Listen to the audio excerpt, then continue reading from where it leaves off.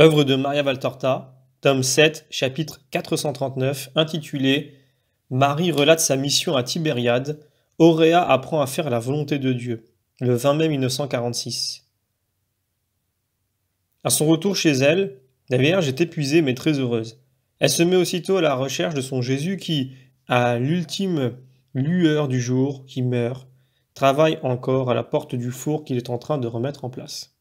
C'est Simon qui lui a ouvert et après l'avoir salué, il se retire prudemment dans l'atelier. Je ne vois pas Thomas, peut-être est-il sorti. Jésus pose ses outils dès qu'il voit sa mère et s'approche d'elle tout en essuyant ses mains graisseuses. Il était en train de huiler des gonds et des verrous à son tablier de travail. Leur sourire réciproque semble éclairer le jardin où descend la lune. Paix à toi, maman. Paix à toi, mon fils. Comme tu es fatigué, tu ne t'es pas reposé? Je suis resté de l'aube au crépuscule chez Joseph, mais sans ces grandes chaleurs, je serais reparti aussitôt pour t'annoncer qu'Auréa est à toi. Oui. Jésus semble même rajeunir sous l'effet de la surprise et du bonheur. On dirait un visage d'à peine plus de 20 ans et dans sa joie, pendant la gravité dont son expression et ses actes sont généralement empreints, il en vient à ressembler encore plus à sa mère, qui est toujours si sereinement juvénile par ses gestes et son allure. Oui, Jésus, et je l'ai obtenu sans aucune difficulté. La dame a immédiatement accepté. Elle s'est émue, en reconnaissant qu'elle-même et ses amis sont trop corrompus pour éduquer une enfant pour Dieu. C'était un aveu si humble, si sincère, si vrai. On ne trouve pas facilement des gens qui reconnaissent leurs défauts sans y être forcés. Oui, ce n'est pas facile. Beaucoup en Israël ne savent pas le faire. Ce sont de belles âmes ensevelies sous une croûte d'ordure. Mais quand l'ordure tombera, cela arrivera-t-il, mon fils? J'en suis sûr. Elles tendent instinctivement au bien. Elles finiront par y adhérer. Que t'a-t-elle dit? Juste quelques mots. Nous nous sommes très vite entendus. Mais il serait bon d'avoir tout de suite Auréa parmi nous. Je veux le lui dire personnellement, si tu acceptes, mon fils. Oui, maman. Nous allons envoyer Simon. Et il appelle d'une voix forte Simon le Zélote qui arrive aussitôt. Simon, va chez Simon, fils d'Alphée, et dis que ma mère est de retour, puis reviens avec la fillette et Thomas qui est certainement là pour finir le petit travail que Salomé lui a demandé. Simon s'incline et part sur le champ. Raconte-moi, maman, ton voyage, ton entretien. Pauvre maman, comme tu es fatiguée à cause de moi. Ah non, Jésus, il n'y a pas de fatigue quand tu es heureux. Marie raconte son voyage et les frayeurs de Marie, femme d'Alphée, le séjour dans la maison du batelier, l'entrevue chez Valéria, puis elle achève. J'ai préféré la voir à cette heure puisque le ciel le permettait. Elle était plus libre, moi aussi, et Marie, femme de Cléophas, était plus vite rassurée. Imaginez deux femmes traversant Tibériade à terroriser, et seul son amour pour toi, la pensée de te servir, pouvait l'aider. Marie sourit en rappelant les angoisses de sa belle-sœur. Jésus sourit à son tour. La malheureuse, c'est la vraie femme d'Israël, l'antique femme, réservée toute à son foyer, la femme forte selon les proverbes. Mais, dans la nouvelle religion, la femme ne sera pas forte à la maison seulement.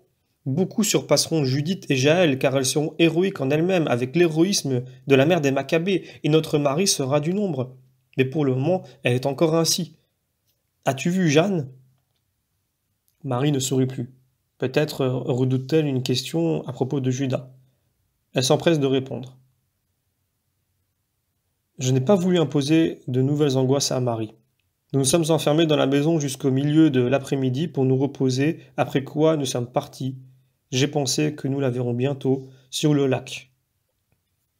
Tu as bien fait. Tu m'as donné la preuve des sentiments des Romaines envers moi. Si Jeanne était intervenue, on aurait pu penser qu'elle cédait à son ami. Maintenant, nous allons attendre jusqu'au Shabbat, et si Myrtha ne vient pas, nous irons nous-mêmes chez elle avec Auréa. Mon fils, je voudrais rester. Tu es très fatigué, je le vois. Non, ce n'est pas pour cette raison. Je pense que Judas pourrait venir ici. De même qu'il est bon qu'à Capharnaüm, il y ait toujours quelqu'un pour l'attendre et l'accueillir en ami, il est bon qu'il y ait ici aussi quelqu'un pour l'accueillir avec amour. Merci, maman. Toi seul comprends ce qui peut encore le sauver. Ils soupirent tous deux sur ce disciple qui les afflige. Simon et Thomas reviennent avec Auréa qui court vers Marie. Jésus la laisse avec sa mère pour aller à la maison avec les apôtres. Tu as beaucoup prié, ma fille, et le bon Dieu t'a entendu, commence Marie. Mais la fillette l'interrompt par un cri de joie. Je reste avec toi. Et elle lui jette les bras autour du cou en lui donnant un baiser. Marie lui rend son baiser et, la tenant toujours entre ses bras, elle lui dit: quand quelqu'un nous fait une grande faveur, il faut le lui rendre, n'est-ce pas? Ah oui, et je te le rendrai avec plein d'amour.